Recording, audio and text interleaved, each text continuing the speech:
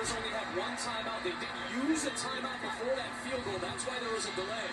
It was not announced by the official. Here's McCaffrey. He gets double-digit yards up near midfield. And the clock approaches 3 minutes left.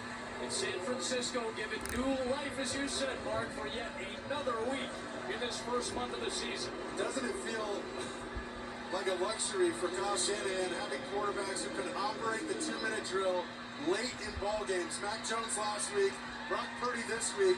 I mean, these guys are surgical with their approach in this situation, stealing completions, getting positive plays. It's impressive.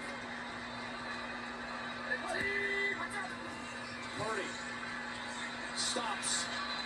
Ball is out. Loose ball on the deck. Did the Jaguars do it again?